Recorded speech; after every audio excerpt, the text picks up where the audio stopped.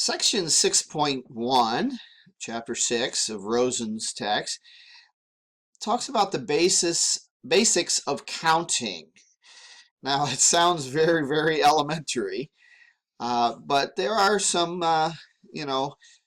things to really think about here, but very good principles of determining how many ways there are of doing something.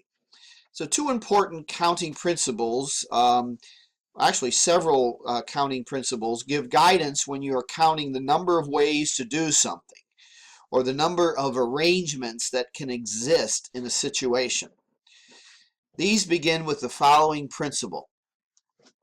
All right, the product rule says if there are n1 ways to do the first task, and for each of these ways of doing the first task, there are n2 ways to do a second task, then there are n1 times n2 ways to do the whole procedure or to do both tasks. Okay, so here's an example. A company has 8 vehicles available to assign to 2 new employees. How many ways are there to assign different vehicles to these 2 employees? Okay, so you're going to assign one of the 8 vehicles to the first employee, and then you're going to assign one of the remaining vehicles to the second employee. So the solution says there are 8 possible vehicles to assign to the first employee, but then only 7 possible vehicles to assign to the second employee. According to the product rule, thus there are 8 times 7, or 56 different ways to assign the 2 vehicles to the employees, or 2 of the vehicles to the employees. Now this situation is to be thought of as without repetition, because we couldn't repeat the same vehicle in the assignments. You can't assign the first vehicle to a vehicle to the first person and then use that same vehicle for the second person. They had to be assigned different vehicles. So this is without repetition. Okay. Now, tree diagrams are one way to illustrate the product rule. Okay, so here's another example. If a man has 3 pairs of dress pants and 5 dress shirts, how many combinations of these 2 types of dress clothes are there? Okay, so the product rule says that if there's 3 ways of choosing a pair of pants and 5 ways to choose a pair of a shirt, then there's going to be 3 times 5 or 15 different combinations. So we have already basically solved the problem using the product rule, but you can illustrate this situation using this tree diagram. All right, so there's 3 pathways or 3 choices that you have for the pairs of pants. So it branches off. As far as the pants, it branches off into 3 branches. But then for each of those choices of pants, you could choose 5 shirts that you could have going with those pants, assuming that you don't care about the color choices and all that. So each of those branches has 5 more branches coming off of it. So there's a total of 15 options or 15 paths in this situation. So here's an example of license plates. A state uses license plates with 3 letters of the alphabet and then followed by 4 numeric digits. Now this is common. License plates are often like this, where they have 3 letters or maybe 4 letters, and then they have 3 or 4 numeric digits. But we're assuming here we have exactly 3 letters followed by 4 numeric digits. Okay, now it didn't say you can't use 0 as a numeric digit, so there's 26 possibilities for the letters, and there's 10 possibilities for the digits. So if you place these in a sequence here, there's 26 choices for the first character of the license plate, 26 for the second, 26 for the third. But then because now you have numeric digits that follow this, there's only 10 choices, then 10 choices, then 10 choices, then 10 choices for the 4 positions that can be filled with numeric digits. So if you multiply all that out, you get 175,760,000 different license plates. Okay, so it just thinks about the possible options you have for each of the positions in the license plate. Okay, here's another one. How many different bit strings of length 6 are there? Now you know that a bit string is a series of ones and zeros. So you could have 0, 0, 1, 0, 1, 1, 0, but we have length 6. It's got to be length 6 specified. Now, for each of the digits, there are 2 possible choices, either a 0 or a 1. So there must be 2 times 2 times 2 times 2 times 2 times 2, or 2 to the 6 possible bit strings. Now that equals 64 possible bit strings of length 6. Right, here's another problem. How many functions are there from a set of 4 elements to a set with 6 elements? Okay, so a function matches an input value to an output value, to exactly one output value. Okay, so each of the first elements, the first input values, you're matching with one of 6 possible choices for the output values. Now you can reuse an output value. You can, that's okay to use the same output value that some other input value had. That just makes it not one-to-one function, but it still is a possible function. So for each input, there's 6 possible outputs. So for the first input value, there's 6. For the second input value, there's 6. For the third input value, there's 6. And for the last input value, there's 6. So 6 to the 4th power is 1,296 possible functions. Okay. Another example. How many one-to-one functions are there from a set of 4 elements to a set of 6 elements? Now this time we're talking about one-to-one functions. That means that you can't repeat after you've chosen an output value. You can't use the same output value. All right. Now, since each second element can only be associated with one first element, then we cannot reuse the second element. So now the first, for the first input value, you have 6 choices for the output values.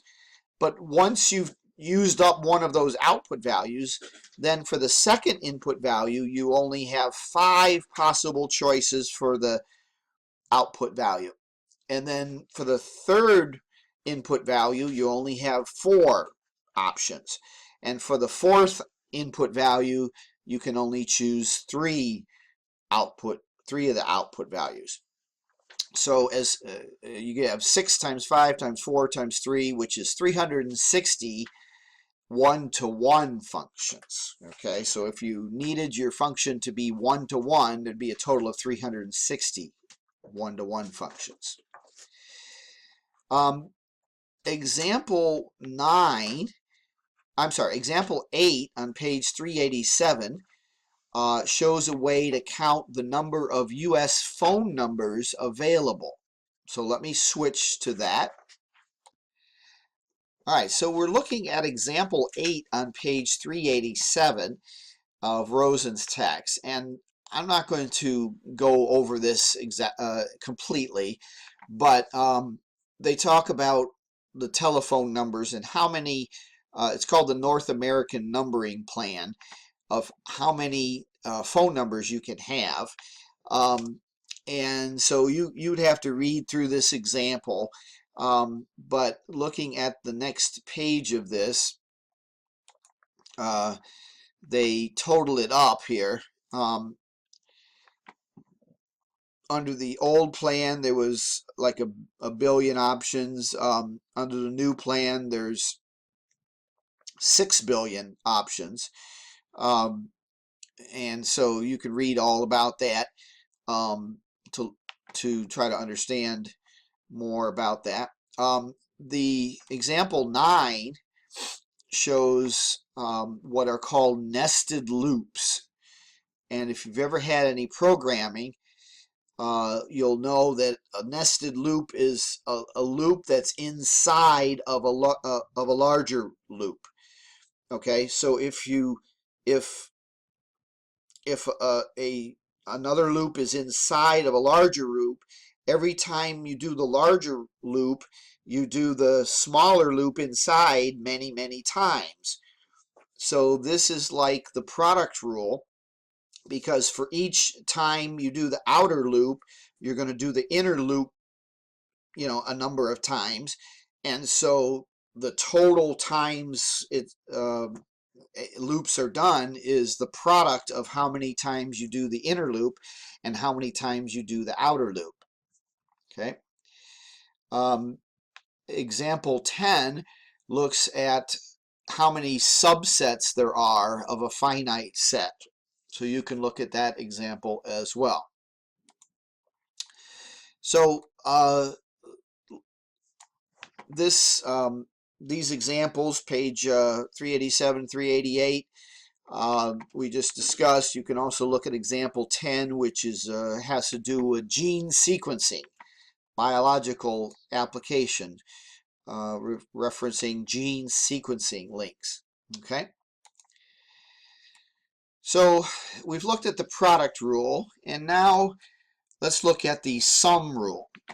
All right, so the sum rule says if a task can be done either in one of n1 ways or in one of n2 ways, where none of the set of n1 ways is the same as any of the set of the n2 ways, then in other words, there's no overlap of those ways, then there are n1 plus n2 ways to do the task.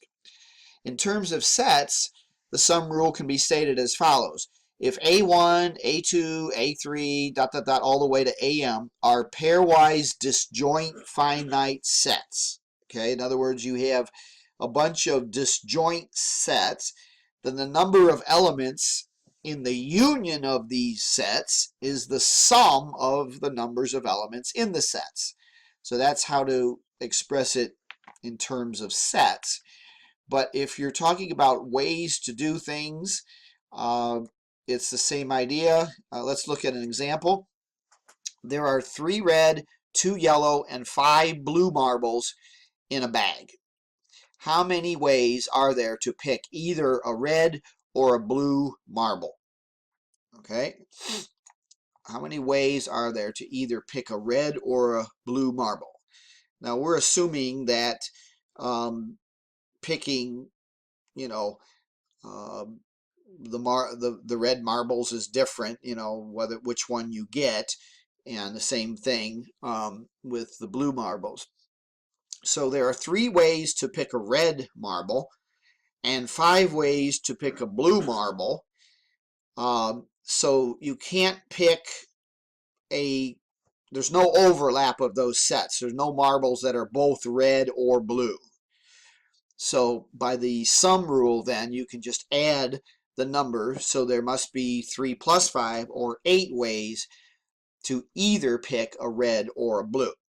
So if we were talking about probability, the probability of picking a red or a blue would be, well, you have 8 ways of picking a red or a blue out of the total of 10 marbles, so the probability would be 8 out of 10, which is 80%. But in terms of just ways, there's 8 ways. Some other examples, a committee is missing one member because of a recent resignation. If members can be chosen from among either one of the 14 managers or one of the 68 non-manager employees, then in how many ways can this committee member be chosen? Okay, so you've got a vacancy in the committee, and there are 14 possible managers that you could choose to fill that vacancy, and there's 68 non-managers that you could choose for that position. So there must be a total of 14 plus 68, or 82 possible ways to choose the committee member. There's no overlap of managers and non-managers. You're either a manager or you're not. So this is a disjoint set situation, so we can just add the two. Okay. Now, example 14, I'm going to turn to that example. Okay, we're looking at example 14 on page 390, and so you see that you have right here a loop that says for I goes from 1 to N1, and it goes through this loop, and then, or I1, excuse me, and then right following that loop, but not inside that loop, there's another loop that says for I2 equals 1 to N2. So you have one loop followed by another loop. Now, because they're not nested loops, it just does this loop a certain number of times, and it does the second loop a certain number of times. So the total number of times it'll do both of those loops is the sum of how many times it does the first loop and how many times it does the second loop. So this is just the sum rule, because there's no overlap, or one is not inside the other. So you just add the number of times total. Okay. All right, so another more complicated situation here. Passwords for a particular site, let's suppose, must be 5 or 6 characters long. So you got a choice of either 5 characters or 6 characters long, and they have to contain at least one numeric digit. Don't you like those stipulations on passwords where it has to have a number? But it does increase the chances that your site will be secure by that password. So how many passwords are possible in this situation where you have either 5 or 6 characters long and at least one numeric digit? Now, here's a way to think about this. A password is either 5 or 6 characters long, but not both. So you have disjoint situations. It either is 5 or it's 6, but not both. And then the easiest way to handle the requirement that passwords must contain a digit is to find the total number that have digits minus the number that do not have digits. Okay? So the number that have digits, well, because you can choose either a letter or a digit, there's 36 possible ways for the first position, and 36 possible choices if you allow letters and digits. So 26 plus 10, 36 possible ways you can choose the second character. 36 for the third, 36 for the fourth, and 36 for the fifth, assuming we're talking about a 5-character password. So that means the product of all that, or 36 to the 5th power, is the number of passwords that are 5 characters if you can have digits. Now, if you can't have digits, it'd be 26 times 26 times 26 times 26 times 26, because you're just dealing with letters. Okay, so the number that have at least one digit would be the number that have some number of digits minus the number that don't have digits. Okay, so, or I should say this, the number that have either digits or not digits minus the number that don't have digits. And so that's 36 to the fifth minus 26 to the fifth. So that's 48,584,800 5-digit passwords that contain at least one digit, because we subtracted out the ones that don't have any digits. Okay, and then for the 6-digit or 6-character things, the number that have at least one digit would be 36 to the 6th power minus 26 to the 6th power, which is 1,867,866,560 6-digit passwords that contain at least one digit. Now, these are disjoint. You can't have a password that has both 5 digits and 6 digits, one or the other. So by the sum rule here, now we're putting into play the sum rule, you can add those two numbers and you get a total of 1,916,451,360 different passwords fitting the given criteria. So that makes it pretty secure password. Example 17 on page 392 discusses counting the number of internet addresses. We've talked about the product rule. We've talked about the addition rule. So another rule is the subtraction rule, which sort of relates to the addition rule, but it's a little bit different. This can handle situations where they're not disjoint. The sets have some overlap in them.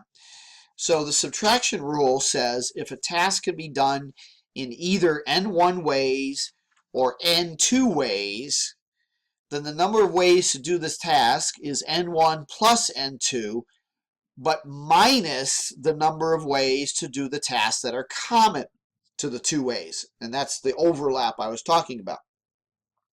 So you have to subtract the number of ways that are common to those two different ways. So in set notation, the rule is as follows. The union of sets A1 and A2, now the bars or the absolute value bars, what looks like absolute values, that really means the number of elements. So the number of elements in the union of A1 and A2 is the number of elements in A1 plus the number of elements in A2 minus the number of elements in the intersection, or where they have in common, what things they have in common. Okay, so it's also called the inclusion-exclusion rule. You're including either an A1 or an A2, but you need to subtract out the ones that are in both, because you've actually counted them twice if you don't, because the ones that are in both were counted in the first A1, the number of elements in A1, and they were counted in the number of elements in A2. So you don't want to count them twice. That's why you got to subtract out what's in common. All right, so here's an example. In a bag there are 5 blue marbles and 7 striped marbles, but 2 of these are both blue and striped. So they have a blue color, but they also have stripes. How many ways are there to pick a marble that is either blue or striped? So you use this rule. The number in the union would be the number in the first set plus the number in the second set minus the number where they intersect. Well, that's a way to say this. Blue or striped, the number that are blue or striped is the number that are blue plus the number that are striped minus the number that are blue and striped. So in other words, it's 5 plus 7 minus 2, or 10 different ways that you can pick a marble that's either blue or striped. Okay? So Another example of using the subtraction rule. How many bit strings of length 8 start with the digits 01 or end with those digits?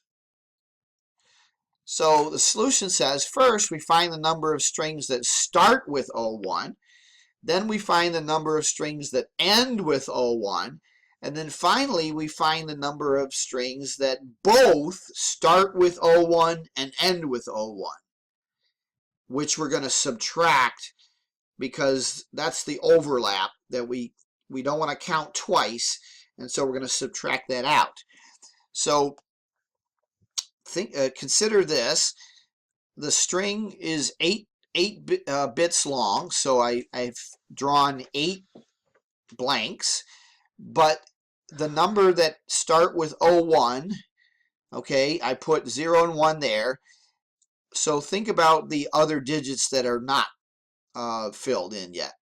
How many options are there to fill in the third digit? Well, there's 2 options. You could put a 0 or a 1.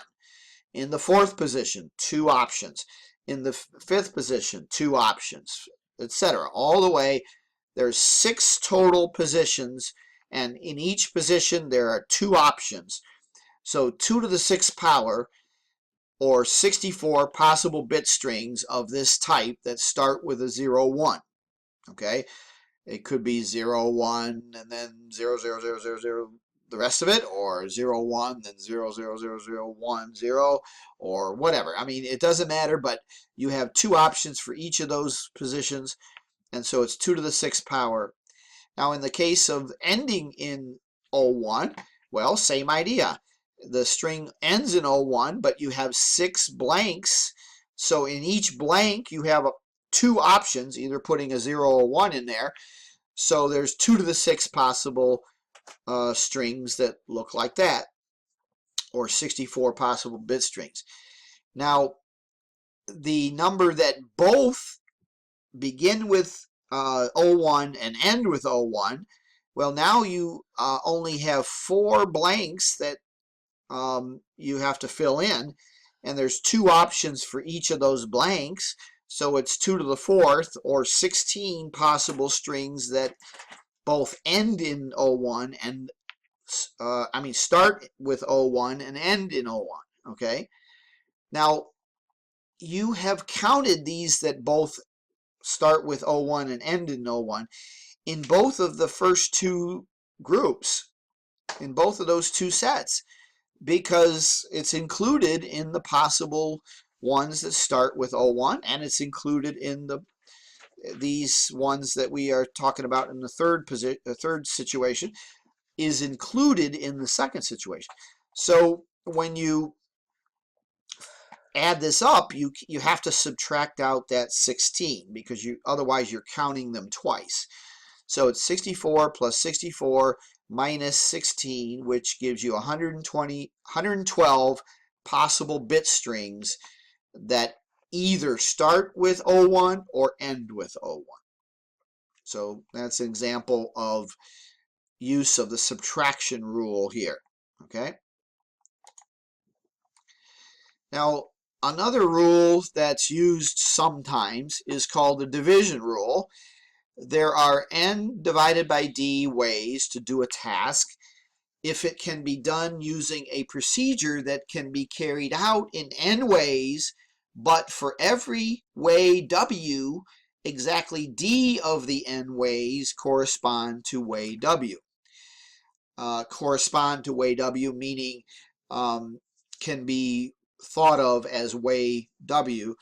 And so in terms of sets, you could say it this way: if the finite set A is the union of n pairwise disjoint subsets, each with d elements, then n is the number of elements in set A divided by d. Okay, divided by d. So it's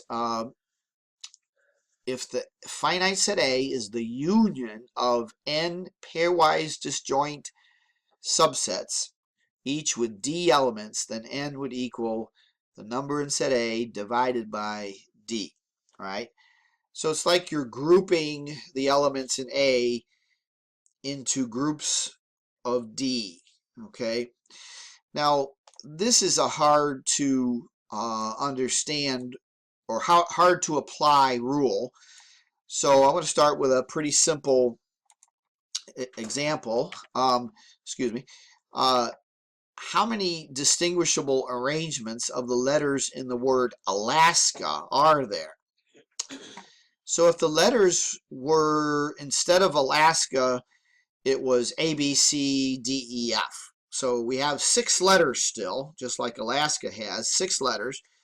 And so arrangements means we're putting them in an order. So how many choices do we have for the first position? Well, there's 6 choices for the first position, all right? Then for the second position, there's 5 choices. And then the third position, there's 4.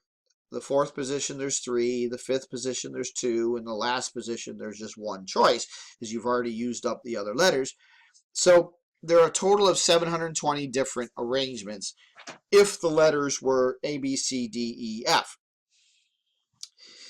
But the 3 A's, though, are indistinguishable from each other in the word Alaska. Those 3 A's in the word Alaska, if you tried to arrange them, you couldn't tell if 2 of those A's had been switched. Okay, we say they're indistinguishable. So since 3 things can be arranged in 6 ways, for example, if you just look at the letters A, B, C, you could arrange A, B, C in 6 different ways. A, B, C, A, C, B, B, A, C, B, C, A, C, A, B, and C, B, A. And so the same thing with the A's. If I had 3 A's, okay, I could arrange those 3 A's in 6 different ways. But because those 6 different ways are indistinguishable, if they're all A's, we can't tell them apart if you've switched those A's, then you have to divide by 6. So the answer is 720 divided by 6, or 120 different ways. Okay, so that's the division rule, an application for it. Here's another example of the division rule. How many different ways are there to seat 5 people around a circular table where 2 seatings are considered the same when each person has the same left neighbor and the same right neighbor? Okay, so you've got 5 people coming over, or 5 people that are going to be sitting down for dinner, and you want to know how many different arrangements where an arrangement is considered the same when you have the same left neighbor and the same right neighbor. Okay, so here's the solution. Here's the way to think about it. Suppose we label the seats 1, 2, 3, 4, 5, and 1, 2, 3, 4, and 5. There are 5 ways to seat a person in seat 1. So let's say that this is seat 1. There you got 5 choices for that seat. But then you only have 4 choices for the next seat, and 3 choices for the next seat, and 2 choices for the next seat, and then the last person has to sit in the remaining seat. So there's only 1 choice for that seat. So there's a total of 5 times 4 times 3 times 2 times 1 ways. But, however, for each of the seating of the 5, each seating could be shifted around. We could take those 5 people and shift their seats, just everyone moves over 1 seat, but it's still considered the same seating because you're still next to the same people that you were next to before. And I could shift you around 5 different positions in that same seating, and it wouldn't be distinguishable, okay, as a different seating. So you have to divide by 5.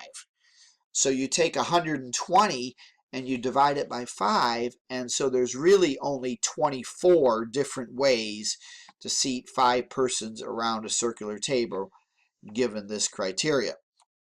So kind of interesting application of the division rule, but it's because you have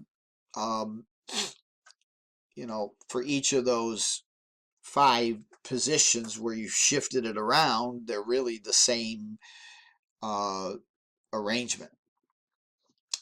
Tree diagrams are also useful in constructing a useful construct for counting arrangements or possibilities in a situation. So you can look at page 394 and following. In fact, we might look at it right now.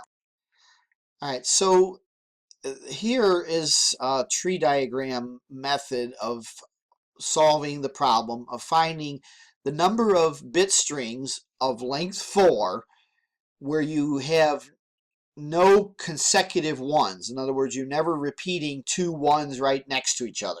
Okay, so you can see in this diagram, your first option, you have either starting with a 1 or starting with a 0. So that's the first bit option of either a 1 or a 0.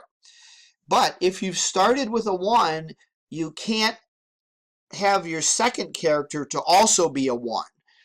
So the only option for the second bit in the first branch is a 0. Now, once you've had a 0 for the second bit, you could then have a 1 again because you don't have the ones right next to each other. So you have 2 options, a 1 or a 0 for that third bit.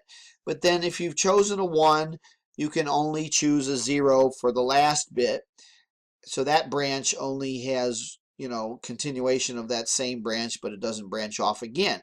But if you had chosen a 0 for the third bit, you could choose a 1 or a 0 for the fourth bit.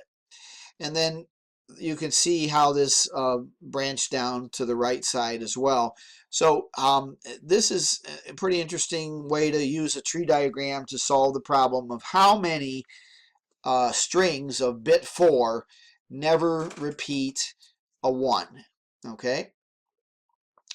Now another example shows what's called a best 3 games out of 5 playoff. So you could have, suppose you have 2 teams, team 1 and team 2, and you have winning and losing here.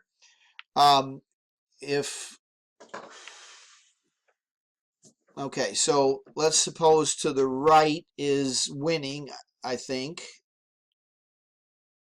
No, I'm sorry. It's listing which team won. So if team 2 won, that would be branching off to the left side here. So if team 2 won, and then team 2 won again, and then team 2 won the third time, then they're finished because it's the best 3 games out of 5. So if they won 3 games out of 5, then they're done, and you don't have to play any more games. But you could have team 2 win, and then team 2 win, but then team 1 wins. So now you're going down this branch. Now if team 2 wins again, now it's three times that team 2 has won. But if team 1 wins again, then you keep going. So each of these branches shows a way for one of the teams to win 3 out of 5. Okay, but you only have to play 5 games. After that, somebody has won 3 games at least. And then another tree diagram mentions how to find the number of t-shirt options there are if you have small, medium, large, extra large, and XXL with the different colors. So you can read this example. So that is, the basics of counting, and it used several principles. I hope that this makes sense to you. I think if you look at these examples and try the homework and then check your answers, I think you'll be doing pretty well.